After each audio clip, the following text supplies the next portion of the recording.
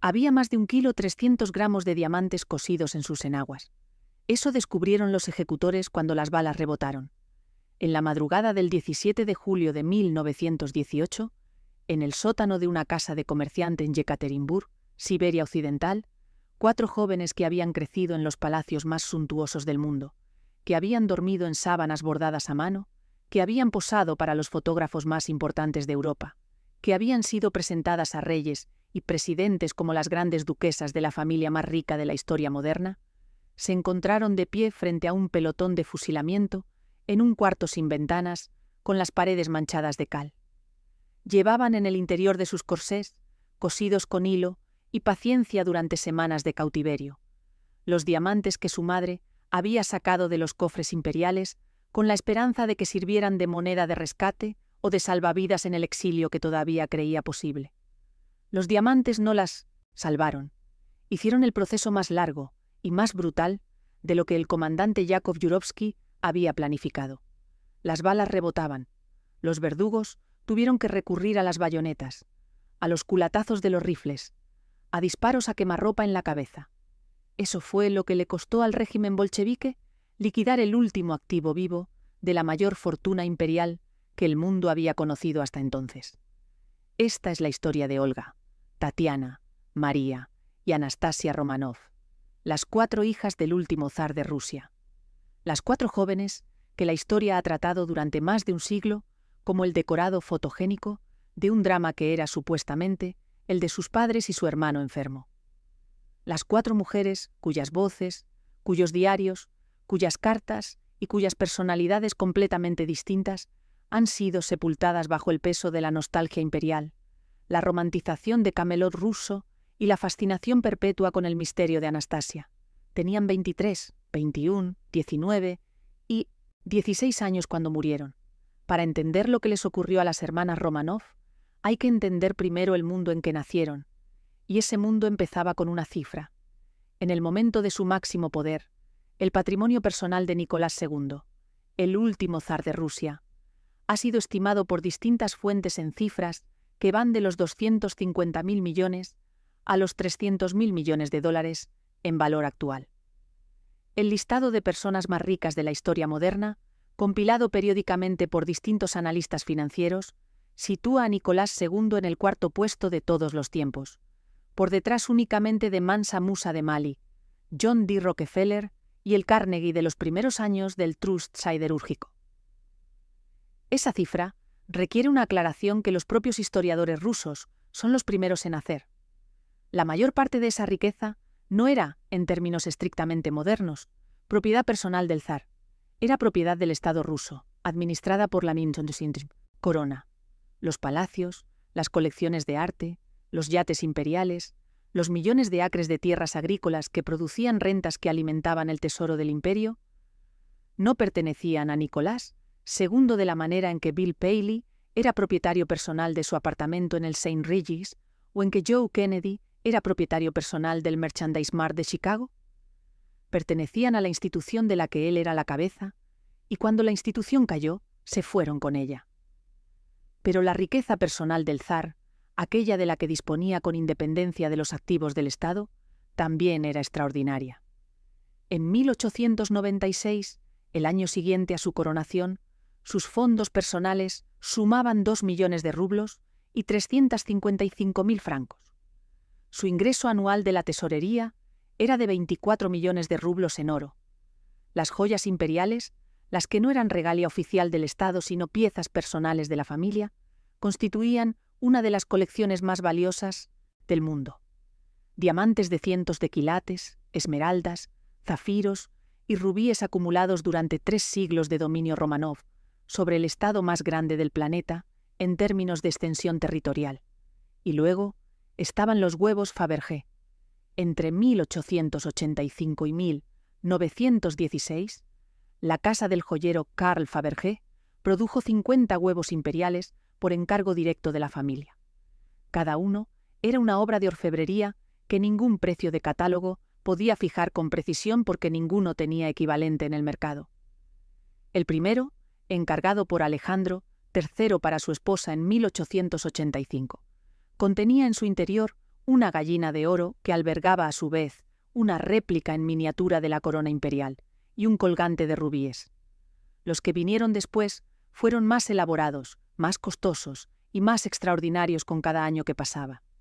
Los huevos Fabergé eran el indicador más visible del nivel de gasto en objetos de lujo de una familia imperial que entendía el lujo como parte del lenguaje político, del poder, la fortuna.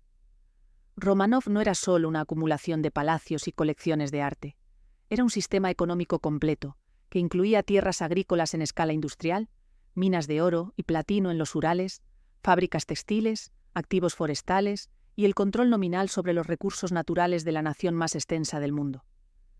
Las rentas de las tierras de la corona, que producían ingresos anuales que los economistas de la época estimaban en decenas de millones de rublos, eran solo una parte del flujo financiero que sostenía el aparato imperial. Cada miembro de la familia Románov, mayor de edad, recibía una asignación anual del Tesoro Imperial, fijada por ley desde 1884 en 100.000 rublos para el heredero y cantidades menores para el resto de los grandes duques y grandes duquesas. Para dar una escala de referencia, el salario anual de un trabajador industrial en la Rusia de principios del siglo XX era de entre 120 y 200 rublos. La asignación anual del heredero equivalía a 500 veces ese salario. El yate imperial estándar, construido en 1895, medía 123 metros de eslora y era descrito por todos los que lo visitaron como un palacio flotante. Tenía salones revestidos de caoba, candelabros de cristal, una capilla ortodoxa a bordo y camarotes de estado que reproducían la opulencia del palacio de Alejandro con la escala reducida que el mar impone. La familia pasaba en él semanas cada verano navegando por los fiordos finlandeses. Para las hermanas, esos cruceros de verano eran los momentos de mayor libertad que conocieron, lejos de la corte, lejos del protocolo más estricto, en un espacio donde podían nadar, remar, jugar con los marineros y comportarse como algo parecido a personas normales dentro de los límites que la seguridad permanente imponía.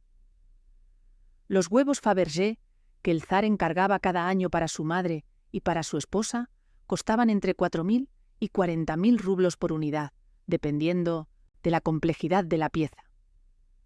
El más elaborado de todos, el huevo de la coronación grande, de 1897, representaba el carruaje de oro del siglo XVIII que transportó a Alexandra a su coronación, reproducido en escala de 1/10, con una precisión que hizo que el propio Fabergé tardara 15 meses en completarlo. En 2002, uno de los 50 huevos imperiales fue subastado en Christie's de Londres por $9.6 millones. El conjunto de los que siguen en manos privadas se valora hoy en cientos de millones. Era en ese mundo, entre palacios y yates y joyas y una corte que giraba alrededor de su padre como el universo alrededor del sol, donde crecieron Olga, Tatiana, María y Anastasia Románov. Pero el mundo en que realmente vivieron las 4 hermanas, el mundo cotidiano detrás de las fotografías oficiales y los retratos de encaje blanco, era considerablemente más austero de lo que cualquier descripción de la fortuna imperial sugiere. Nicolás II y Alexandra, Feodorovna, la zarina alemana, nacida princesa de Hesse y nieta favorita de la reina Victoria de Inglaterra, criaron a sus hijos con una disciplina espartana que desconcertaba a la mayoría de los observadores de la corte que conocían el nivel de riqueza disponible. Las hermanas compartían dormitorios de 2 en 2, Olga y Tatiana juntas, llamadas la gran pareja, y María y Anastasia juntas, llamadas la pequeña pareja. Dormían en catres militares, no en camas con dosel. Se duchaban con agua fría por las mañanas. Recibían regalos modestos, una sola perla en los cumpleaños y sus perfumes favoritos. Sus ropas estaban hechas por diseñadores franceses y sus zapatos venían de Londres, pero en el uso diario vivían con una sencillez que sus compañeras de la aristocracia rusa encontraban difícil de comprender. Alexandra sufría una salud frágil que sus biógrafos describen como una combinación de afecciones físicas reales, incluyendo problemas cardíacos y ciática crónica, y una tendencia al aislamiento y la melancolía que la alejaba de la corte y de la sociedad rusa que debería haber sido su entorno natural. La emperatriz alemana nunca fue querida por el pueblo ruso, que la encontraba fría, distante y demasiado influenciada por su fe casi mística. Las comparaciones con su popular suegra, María Feodorovna, viuda del zar Alejandro III y madre de Nicolás, eran constantes y siempre desfavorables para Alexandra. Las 4 hijas crecieron como cuidadoras. Ese es el dato que la historiadora Helen Rapoport, autora de Four Sisters, el libro más exhaustivo que existe sobre las hermanas Romanov, publicado en 2014, identificó como el eje real de sus biografías una vez que accedió a los diarios y la correspondencia que habían permanecido inéditos o sin traducir durante décadas en los archivos estatales rusos. Las hermanas cuidaban a su madre durante sus episodios de postración, cuidaban a su hermano Alexei durante sus crisis de hemorragia, cuidaban al zar de la soledad del poder absoluto, siendo sus compañeras más honestas y más alegres. Sus voces en esos diarios, escribe Rapoport, están llenas de esperanza, de amor y de un optimismo que se mantiene a pesar de todo. Pero antes de hablar de las hermanas, hay que hablar de la enfermedad que condicionó todo lo demás. Porque sin Alexei, sin la hemofilia de Alexei, sin el pánico que esa hemofilia generaba en su madre y sin la figura que aprovechó ese pánico para instalarse en el núcleo del poder imperial ruso, la historia de las hermanas Romanov habría sido completamente distinta. Y quizás habría terminado de otra manera. Alexei Nikolayevich, el único hijo varón de Nicolás y Alexandra, el heredero del imperio más extenso del planeta, nació el 12 de agosto de 1904 con hemofilia B, la forma grave de la enfermedad que impide la correcta coagulación de la sangre. Había heredado la mutación genética de su madre Alexandra, que la había heredado de su abuela, la reina Victoria de Inglaterra, que al parecer fue la portadora original de esa mutación específica en la línea de los Sajonia-Coburgo. La hemofilia de Alexei era la forma severa de la enfermedad. Cualquier golpe, cualquier caída, cualquier pequeño trauma físico podía desencadenar hemorragias internas que duraban días, que causaban un dolor que los médicos de la época no tenían manera de aliviar de forma efectiva, y que en varios episodios pusieron al niño al borde de la muerte. Alexandra vivía con ese miedo como trasfondo permanente de cada día de su vida. Y en ese miedo encontró su punto de entrada, Grigori Yefimovich Rasputin, el campesino siberiano que había llegado a San Petersburgo en 1903 con una reputación de sanador místico, y que hacia 1905 había sido presentado a la familia imperial como alguien que podía ayudar al niño donde la medicina convencional había fracasado. Lo que ocurrió a continuación es uno de los episodios más debatidos de la historia rusa moderna. Rasputin parece haber tenido algún efecto real sobre las crisis de hemorragia de Alexei, un efecto que los historiadores explican hoy en términos de hipnosis que producía un estado de relajación que reducía la presión sanguínea y ralentizaba el sangrado, o de efecto placebo sobre la angustia de Alexandra que a su vez calmaba al niño. Sea cual fuera el mecanismo, el resultado fue que Alexandra lo consideró literalmente un enviado de Dios y le concedió un acceso a la corte que pronto se convirtió en influencia política real y creciente. Para las hermanas Romanov, Rasputin era una presencia ambivalente. Aparece en sus diarios y en su correspondencia de maneras que los historiadores han analizado con cuidado. Algunas de las hermanas, especialmente Olga la mayor, expresaron en privado cierta incomodidad con el nivel de dependencia de su madre hacia el monje. Pero todas entendían que Rasputin era, para Alexandra, inseparable del bienestar de Alexei, y que cuestionar a Rasputin era cuestionar eso. Lo que la presencia de Rasputin hizo a la imagen pública de la familia es más claro y más documentado. Los enemigos del zar, la nobleza que quería debilitar a la corona, los reformistas que querían limitar el poder imperial, los periodistas que cubrían los excesos de San Petersburgo, todos encontraron en la figura del campesino siberiano, que supuestamente controlaba a la emperatriz, un arma propagandística perfecta. Se publicaron panfletos con caricaturas que situaban a Rasputin en posiciones comprometidas con Alexandra y con sus hijas.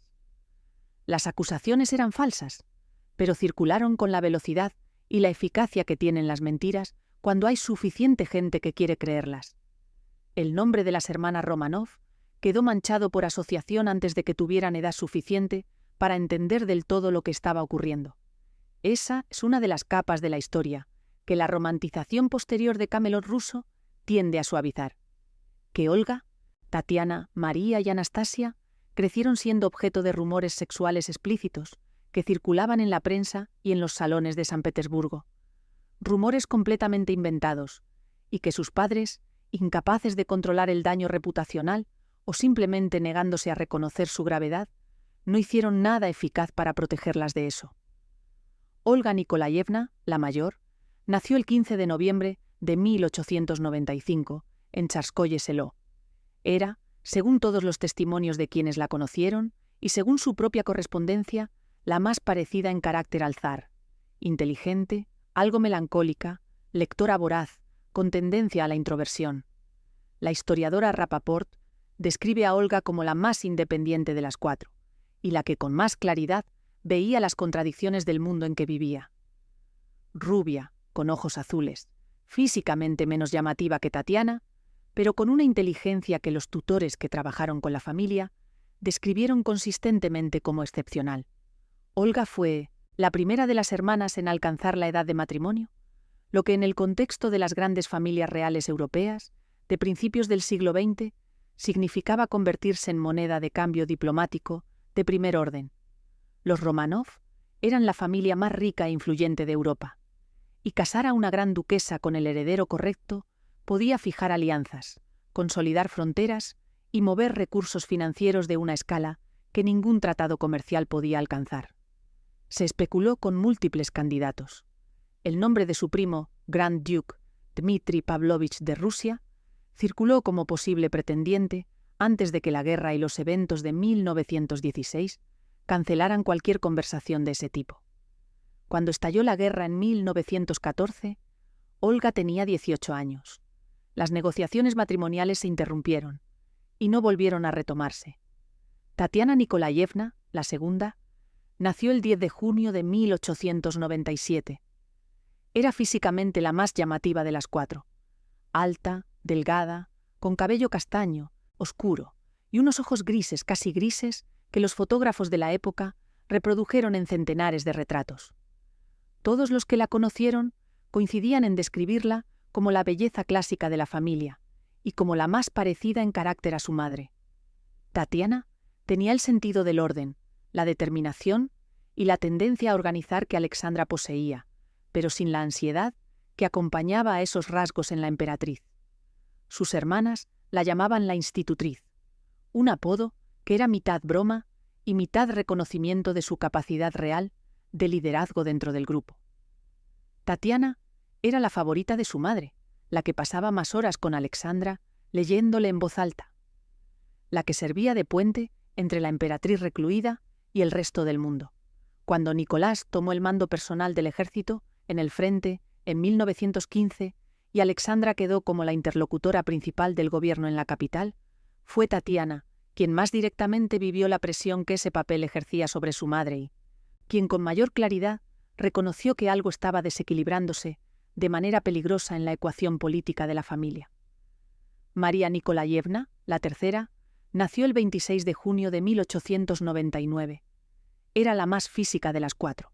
Fuerte, atlética, con una energía expansiva que contrastaba con la intensidad más contenida de sus dos hermanas mayores. Sus ojos azules eran tan llamativos que la familia los llamaba los ojos de María.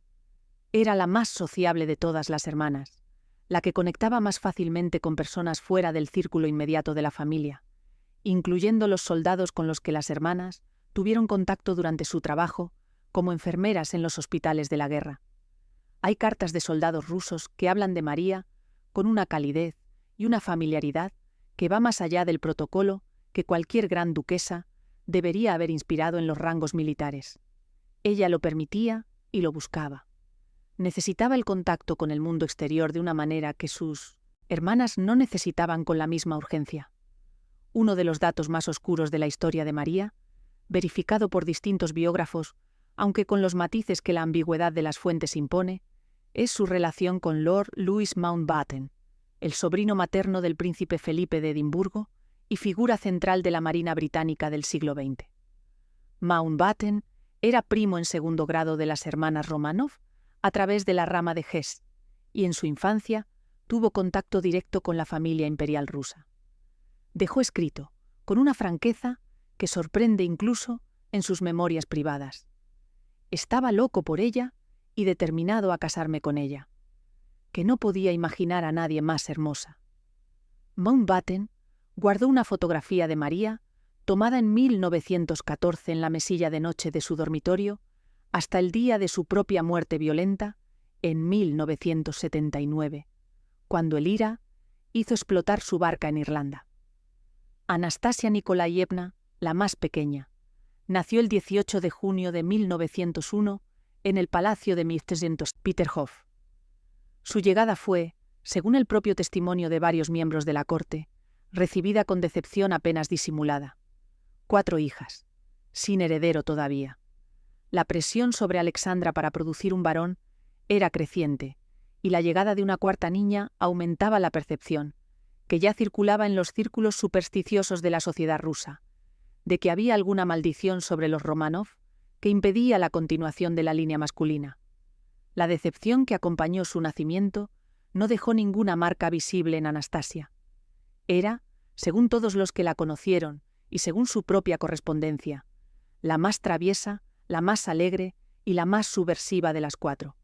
La historiadora Rapaport escribe que Anastasia tenía una habilidad especial para aligerar el peso emocional de cualquier situación, incluidas las más difíciles, con un humor que a veces rozaba lo imprudente, pero que era genuino.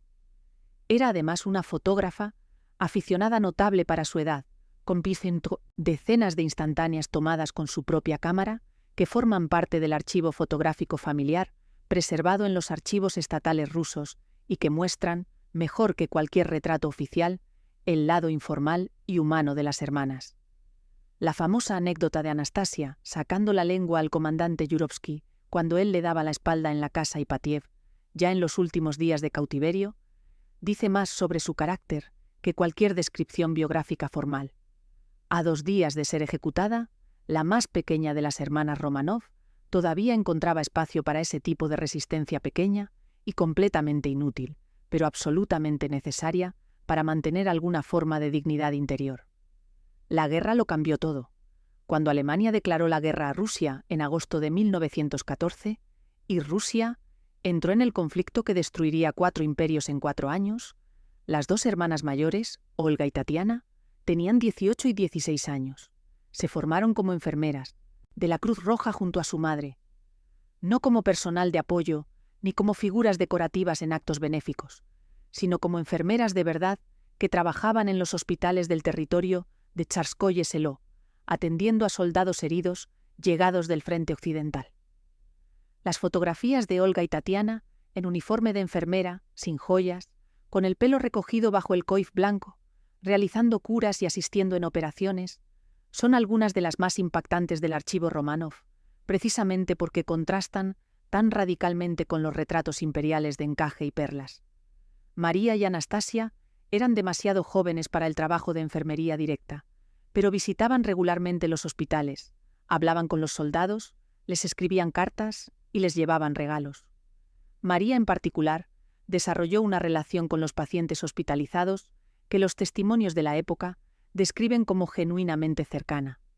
No era condescendencia caritativa de aristócrata visitando a los pobres. Era contacto real entre personas que compartían un espacio y un tiempo de crisis. Fue durante la guerra cuando Nicolás cometió el error que sus propios consejeros le habían advertido que no cometiera. En septiembre de 1915, tomó el mando personal del ejército ruso en el frente, dejando la gestión de los asuntos de gobierno en San Petersburgo en manos de Alexandra. Lo que pareció un gesto de determinación patriótica fue en la práctica una catástrofe política. Alexandra no tenía preparación para la función que se le asignaba, y Rasputin, que seguía siendo su consejero principal, tampoco tenía preparación para convertirse en poder detrás del trono de facto, que es lo que empezó a ser desde ese momento. Los despachos entre Alexandra y Nicolás, que los historiadores han analizado durante décadas, muestran a una emperatriz transmitiendo al frente los consejos de Rasputin sobre nombramientos ministeriales, decisiones de política interior y estrategia militar, con la misma confianza ciega con que transmitía sus consejos sobre el estado de salud de Alexei. Las decisiones tomadas a distancia sobre los fundamentos de Rasputin contribuyeron a acelerar el descrédito del gobierno imperial, en un momento en que Rusia acumulaba derrotas militares, escasez de alimentos y una agitación social que los servicios de inteligencia del zar veían crecer sin poder detenerla. En diciembre de 1916, un grupo de aristócratas que incluía al gran duque Dmitri Pavlovich de Rusia, primo del zar, y al príncipe Félix Yusupov, uno de los hombres más ricos del imperio, invitaron a Rasputin al palacio Yusupov con la intención de matarlo. La muerte de Rasputin es uno de los episodios más mitologizados de la historia rusa. Según las versiones más conocidas, que los historiadores contemporáneos han matizado, pero no desmentido en sus aspectos esenciales, Rasputin sobrevivió al veneno que le pusieron en los pasteles y en el vino, sobrevivió al primer disparo y tuvo que ser finalmente ejecutado con varios disparos adicionales antes de que sus asesinos lo arrojaran al canal Malaya, Nevka bajo el hielo. Fuera cual fuera la secuencia exacta, el resultado fue que el hombre que había sido el eje de la influencia sobre Alexandra, el hombre cuyo nombre había dañado la reputación de las hermanas Romanov durante una década, murió en esa noche de diciembre de 1916. Antes de morir, Rasputin había escrito a Nicolás una carta que los biógrafos citan repetidamente porque su exactitud profética resulta desconcertante. Si lo mataban hombres del gobierno, la familia imperial entera sería destruida. Si lo mataban campesinos, el trono sobreviviría. Los que lo mataron eran aristócratas. Lo que vino después confirmó punto por punto lo que la carta anunciaba. En febrero de 1917, con el ejército ruso desmoralizado y el frente oriental en colapso, con la escasez de alimentos produciendo motines en las calles de San Petersburgo, con la industria paralizada y los ferrocarriles desorganizados, los disturbios alcanzaron el punto de no retorno. Las tropas llamadas a sofocar las protestas se negaron a disparar y en muchos casos se unieron a los manifestantes. El 15 de marzo de 1917, Nicolás II abdicó en favor de su hermano el gran duque Miguel, que rechazó el trono. En el plazo de 48 horas, la familia Romanov había dejado de ser la familia imperial de Rusia. 304 años de dominio de la dinastía terminaron en el vagón de un tren en Pskov. Para las hermanas, la abdicación ocurrió en un momento especialmente cruel. Todas estaban enfermas de sarampión, una enfermedad que habían contraído de los cadetes que visitaban el palacio, y que en algunos casos alcanzó complicaciones que las tuvieron postradas durante semanas. Olga y Anastasia desarrollaron otitis severas. Alexei también cayó enfermo. La familia estaba literalmente incapacitada en el palacio de Tsarskoye Seló, cuando el mundo a su alrededor se derrumbaba, recibiendo las noticias de la abdicación filtradas a través de los leales que todavía permanecían con ellos. El gobierno provisional que sucedió al zar ordenó el arresto de la familia en el palacio de Alejandro. Los Romanov pasaron de ser la familia más poderosa y rica del mundo a ser prisioneros en su propia casa en el plazo de semanas. El inventario de lo que podían conservar y lo que les fue confiscado, los límites que se les impusieron para moverse dentro del palacio, la reducción de personal de servicio de cientos a docenas, la transformación gradual de las condiciones de vida de la majestuosa a la meramente cómoda. Todo eso fue el principio de un proceso que terminaría 18 meses después en el sótano de Yekaterinburg. En agosto de 1917, el gobierno provisional trasladó a la familia a Tobolsk, en Siberia, con el argumento de alejarlos de la agitación política de la capital. En Tobolsk, las condiciones empezaron a deteriorarse de manera más visible. Las raciones se redujeron. El personal de servicio se redujo aún más. La comunicación con el exterior fue restringida. Las hermanas continuaron sus rutinas, con una disciplina que sus propios diarios, escritos hasta el final, documentan como su principal herramienta de supervivencia psicológica. Las lecciones de idiomas, las lecturas en voz alta, las labores de costura, los juegos de mesa, las obras de teatro que organizaban entre ellas para mantener el espíritu. Fue durante el período de Tobolsk cuando Tatiana tomó una decisión que el comandante Yurovsky descubriría meses después en el sótano de Yekaterinburg. Con el dinero y las joyas que Alexandra había logrado sacar del palacio de Alejandro antes del traslado, convenientemente ocultados a los revolucionarios bajo ropa y en el forro de maletas, las hermanas comenzaron a coser los diamantes en sus corsés, en el interior de sus blusas, en las costuras de sus faldas. La idea era preservar el capital, que les quedaba para el momento en que pudieran salir de Rusia o negociar su libertad. La zarina había elaborado durante el cautiverio en Tobolsk una lista manuscrita de sus joyas, un documento que los historiadores interpretan como evidencia de que existía, al menos, un plan de contingencia para el uso de ese capital en el exilio. Ese plan nunca se ejecutó. En abril de 1918, cuando el ejército blanco anticomunista avanzaba desde el este y los bolcheviques comenzaron a temer que los Románov pudieran ser liberados o que los alemanes, que ya habían firmado el Tratado de Brest-Litovsk con el nuevo régimen, pudieran reclamar a la familia como cuñados del Kaiser. Lenin ordenó el traslado de los prisioneros a Yekaterinburg. Nicolás, Alexandra y María fueron los primeros en partir. Olga, Tatiana, Anastasia y Alexei, que había sufrido otra crisis grave de hemofilia que lo hacía intransportable, se quedaron en Tobolsk durante semanas más, hasta que la condición del niño mejoró lo suficiente para moverlo. Las semanas de separación son uno de los episodios más oscuros del período final. Las tres hermanas mayores, cuidando a su hermano en Tobolsk, sin saber con exactitud dónde estaban sus padres ni qué condiciones encontrarían cuando llegaran a Yekaterinburg. Tatiana organizando la casa, distribuyendo las tareas, manteniendo la disciplina que la familia necesitaba para funcionar. Olga escribiendo en su diario, Anastasia haciendo fotos con su cámara, hasta que los guardias se la confiscaron. Cuando finalmente llegaron a Yekaterinburg, en mayo de 1918, y fueron reunidos con sus padres y con María, en la casa Ipatiev, lo que encontraron era peor que cualquier cosa que hubieran conocido hasta entonces. La casa Ipatiev había sido designada por los bolcheviques como la casa de finalidad especial. Las ventanas estaban pintadas de blanco para que no pudieran ver ni ser vistos desde la calle. Se había construido una valla de madera de doble altura alrededor del perímetro que cerraba cualquier contacto visual con el exterior. Había 300 guardias. Las raciones eran de soldado, sin mantequilla ni café. El único momento de aire libre permitido era un paseo breve en un jardín cerrado. En mayo, un centinela disparó a Anastasia cuando asomó la cabeza por la ventana del dormitorio que compartían las 4 hermanas. Las condiciones empeoraron progresivamente a medida que avanzaba el verano de 1918. El ejército blanco se acercaba a Yekaterinburg desde el este. Los bolcheviques recibían informes de que fuerzas anticomunistas intentaban organizar el rescate de la familia. El Soviet Regional de los Urales, el organismo local que supervisaba el encarcelamiento, solicitó instrucciones a Moscú. Las instrucciones llegaron en forma de autorización para ejecutar a todos. En la noche del 16 al 17 de julio de 1918, el comandante Yurovsky entró en las habitaciones de la familia pasada la medianoche y les comunicó que debían levantarse, vestirse y bajar al sótano. Les dijo que había habido actividad contrarrevolucionaria en la ciudad y que por razones de seguridad debían trasladarse temporalmente. La familia obedeció.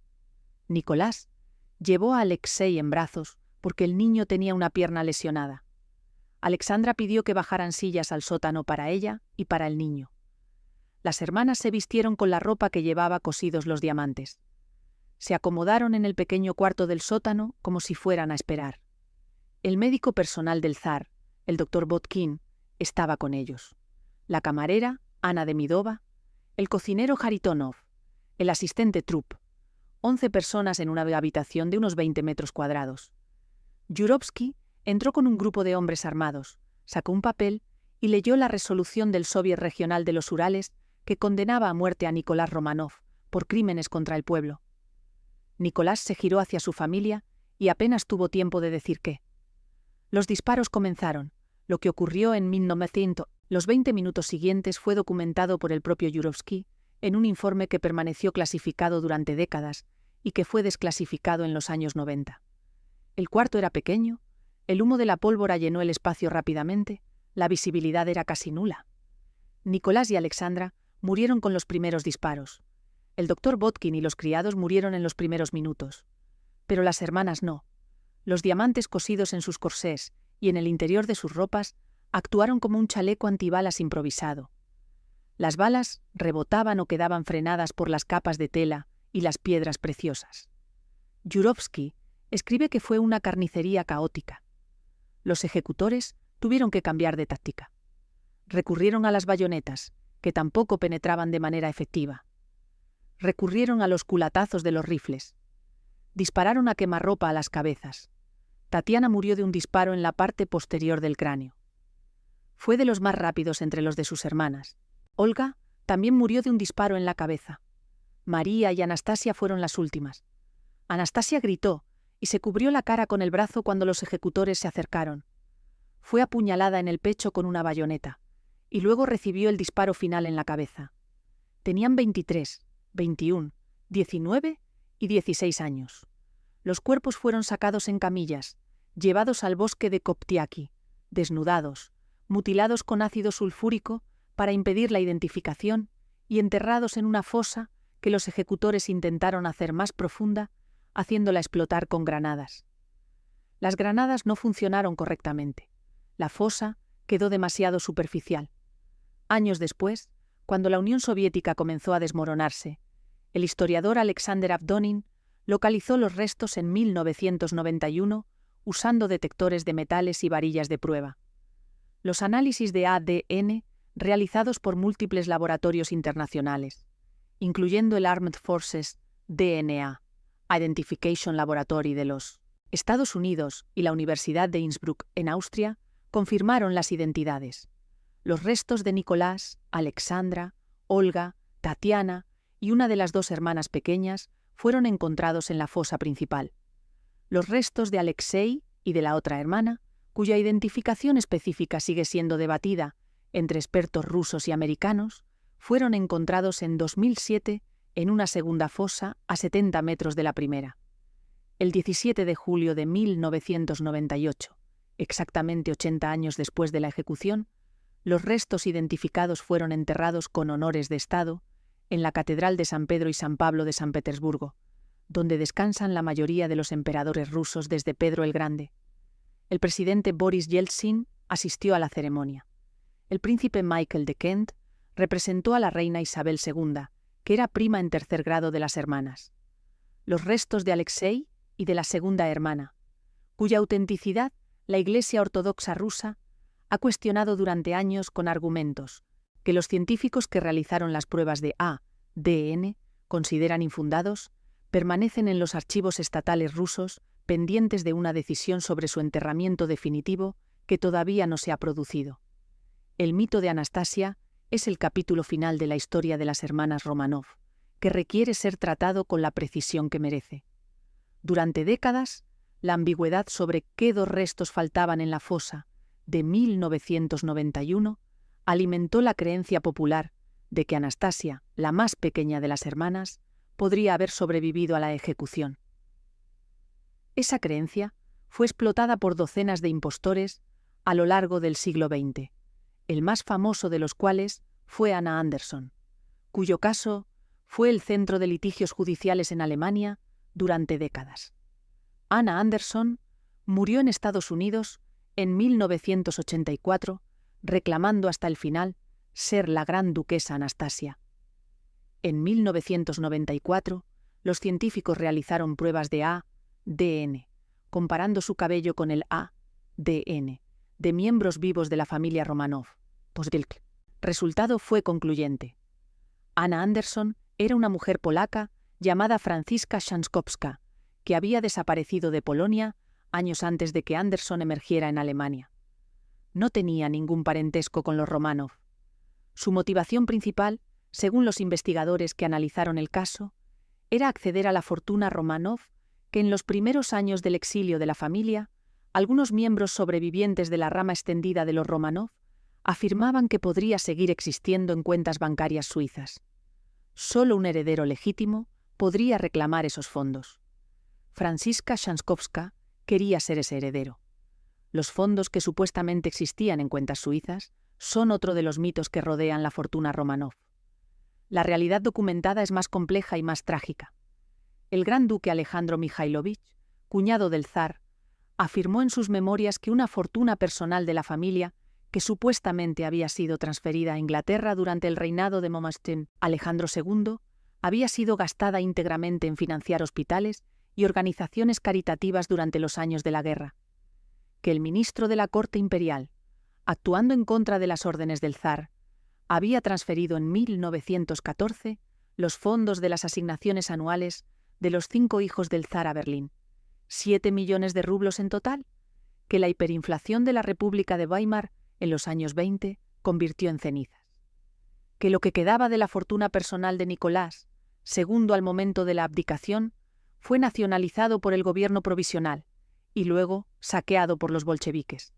Las joyas que los Románov lograron sacar, parte de las cuales fueron descubiertas cosidas en la ropa de las hermanas en Yekaterinburg, parte de las cuales salieron de Rusia de otras maneras, terminaron dispersas por el mundo de maneras que los anticuarios y las casas de subastas siguen rastreando más de un siglo después.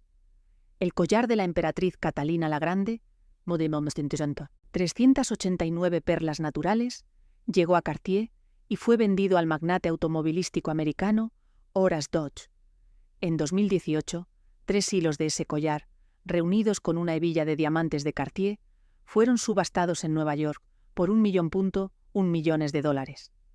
El juego de zafiros de la emperatriz María Feodorovna, madre de Nicolás, con el mayor de sus zafiros pesando más de 200 quilates, llegó también a Cartier, que en 2015 lo convirtió en una pulsera llamada la pulsera Románov.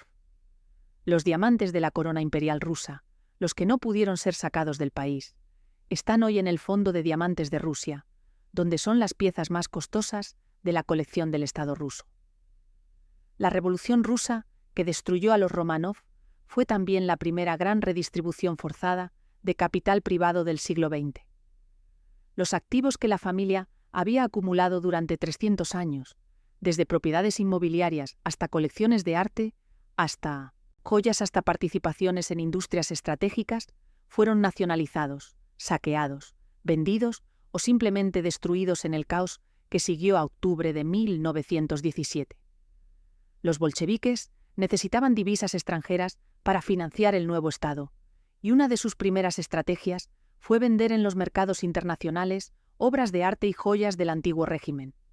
Casas de subastas europeas compraron piezas de los Románov a precios que los propietarios originales, de haber podido opinar, habrían considerado una ofensa. Parte de las joyas terminó en colecciones privadas de América y Europa, que todavía hoy incluyen piezas de origen imperial ruso, sin que sus actuales propietarios sepan, siempre, o quieran saber, el detalle de cómo llegaron allí.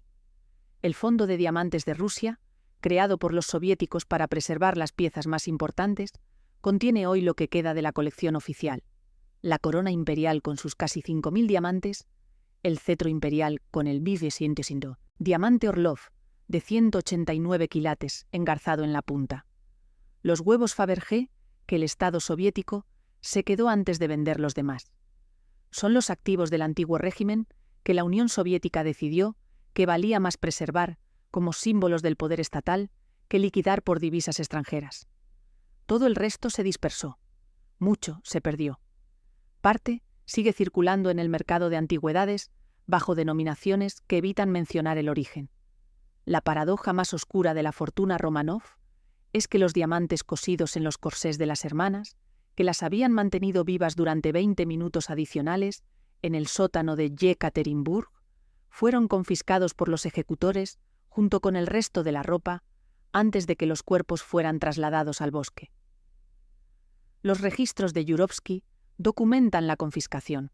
Lo que ocurrió después con esas piedras específicas nunca ha sido establecido con certeza.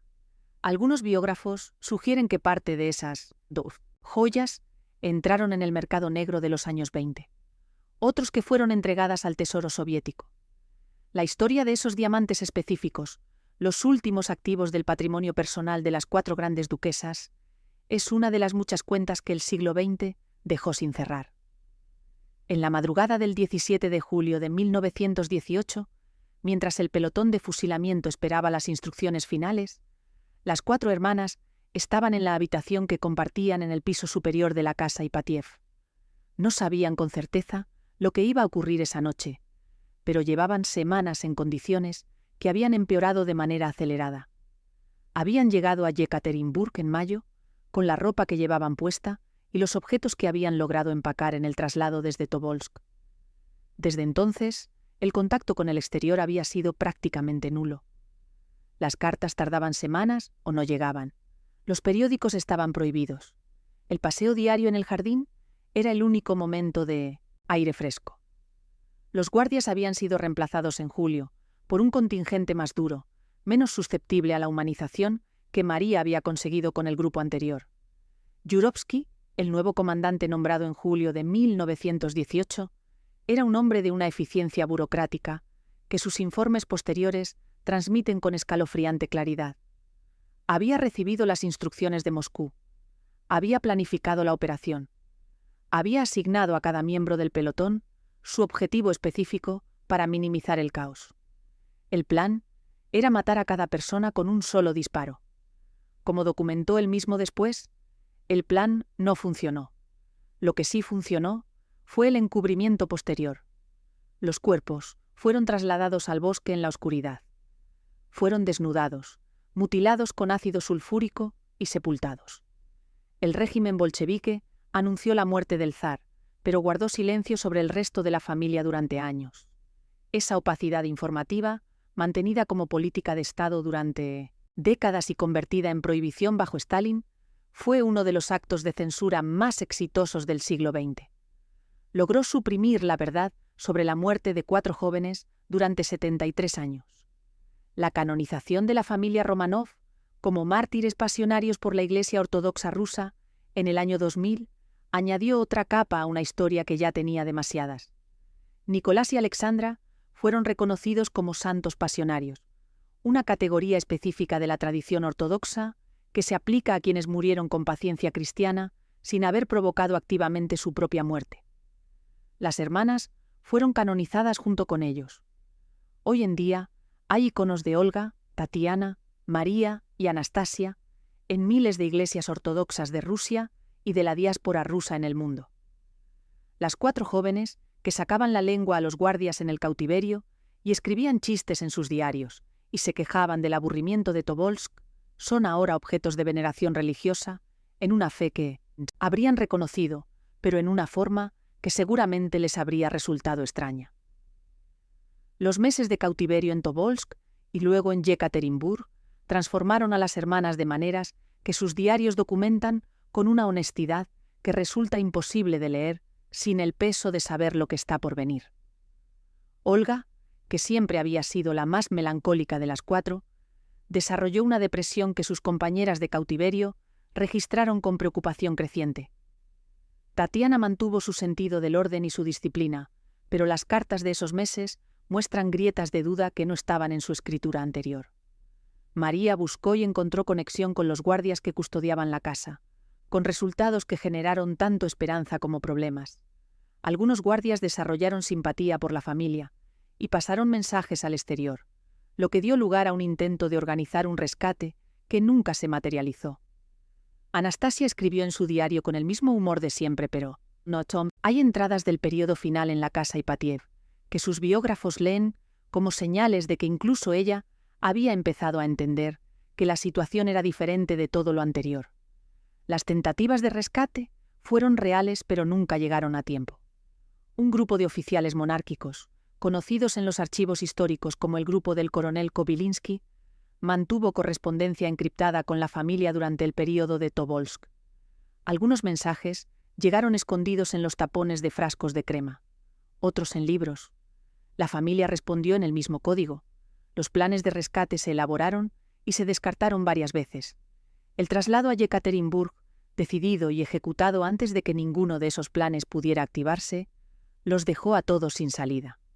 El Ejército Blanco llegó a Yekaterinburg 24 días después de la ejecución. El silencio inicial del régimen bolchevique sobre el destino de la familia contribuyó a alimentar durante décadas la esperanza de que alguno hubiera sobrevivido. Los soviéticos anunciaron la muerte del zar, pero afirmaron que la familia había sido trasladada a un lugar seguro. Esa ambigüedad deliberada, mantenida durante años por razones políticas, fue el caldo de cultivo donde crecieron los impostores, las leyendas y el mito de Anastasia. No fue hasta 1938, bajo Stalin, cuando se prohibió toda discusión pública del tema.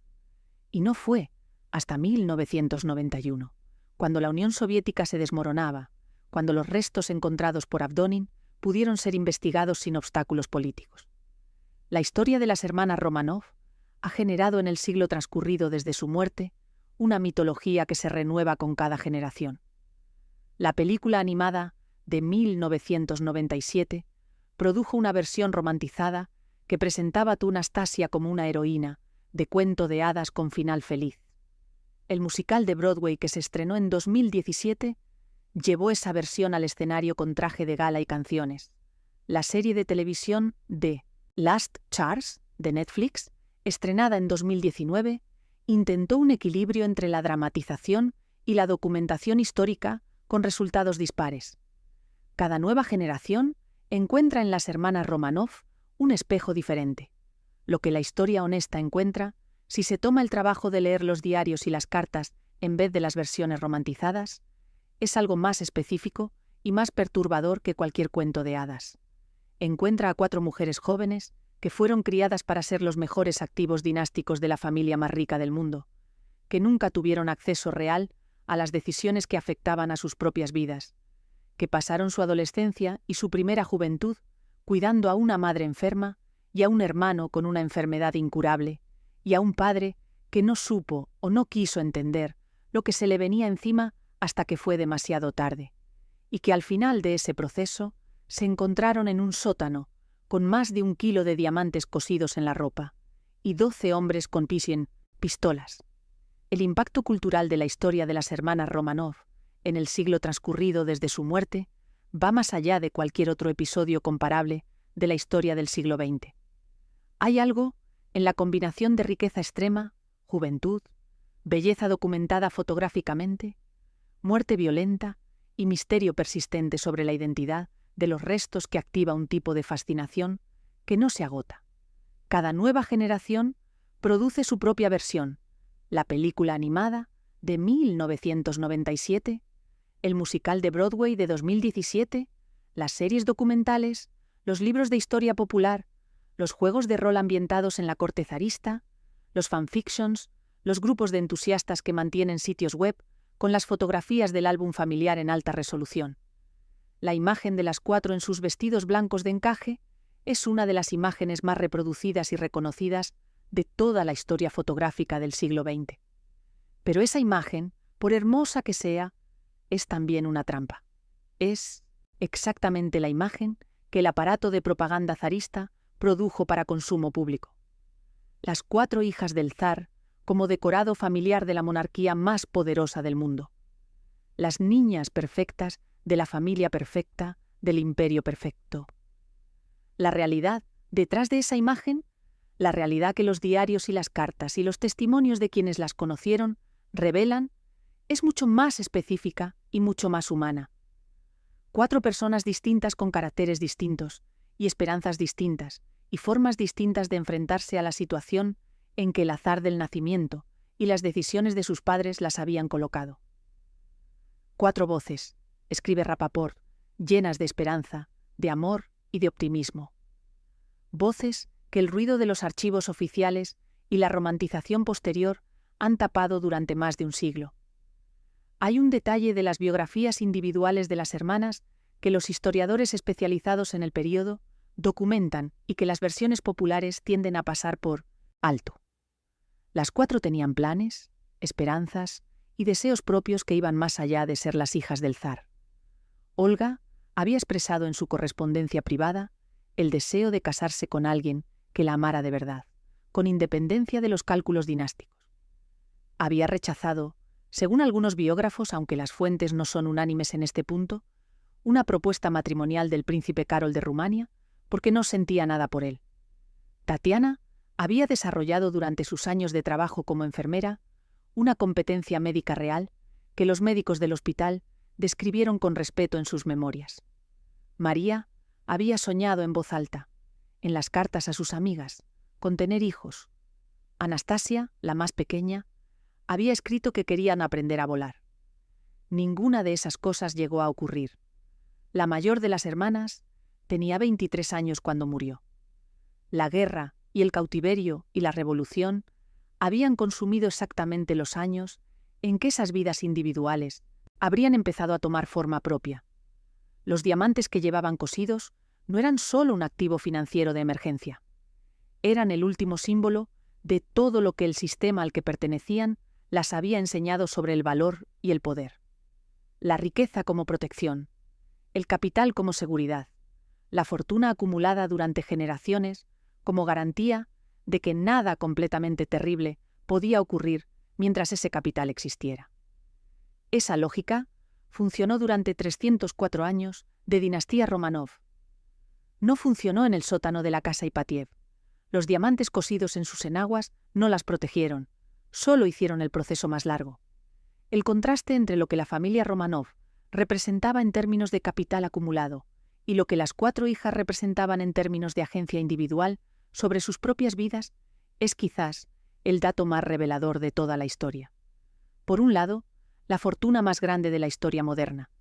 Palacios, joyas, yates, miles de acres de tierra, ingresos anuales de decenas de millones de rublos. Una colección de arte que incluía piezas que hoy valdrían miles de millones. Por el otro, 4 mujeres jóvenes que no eligieron el lugar donde nacer, que no eligieron el padre que tuvieron, que no eligieron el hermano enfermo, que convirtió su infancia en una secuencia interminable de crisis médicas, que no eligieron la guerra, que no eligieron la revolución, que no eligieron la casa Ipatiev, que no eligieron el sótano y que no eligieron los corsés con diamantes que las hicieron morir más despacio de lo que habrían muerto sin ellos. Esa asimetría entre la riqueza del sistema al que pertenecían y la pobreza de opciones que ese sistema les dejó es el núcleo real de su historia. Y es también la razón por la que esa historia sigue resultando tan perturbadora más de un siglo después. Nicolás II fue canonizado como el hombre más rico de la historia. Sus 4 hijas fueron canonizadas como santas. Lo que no fueron, en ningún momento de sus cortas vidas, fue libres. Hay una última imagen que merece espacio antes de cerrar esta historia. El 17 de julio de 1998, 80 años exactos después de la ejecución, un cortejo fúnebre recorrió las calles de San Petersburgo con los ataúdes de Nicolás II, Alexandra, Olga, Tatiana y la tercera hermana identificada, más los 4 sirvientes que murieron con ellos. Boris Yeltsin, el primer presidente de la Rusia postsoviética, pronunció un discurso en el que habló de uno de los crímenes más vergonzosos de la historia rusa y de la necesidad de expiar esa culpa colectiva. El príncipe Michael de Kent, primo en 3er grado de las hermanas, representó a la reina Isabel II. Descendientes de los Romanov, llegaron de toda Europa y América. Los ataúdes fueron depositados en la Catedral de San Pedro y San Pablo, donde descansan todos los emperadores rusos desde Pedro el Grande. Los restos de Alexei y de la 4ª hermana, encontrados en 2007 en la segunda fosa, a 70 metros de la primera, todavía no han recibido sepultura definitiva. Siguen en los archivos estatales rusos, pendientes de una resolución que la Iglesia Ortodoxa sigue bloqueando por razones que los científicos que realizaron las pruebas de ADN consideran estrictamente políticas.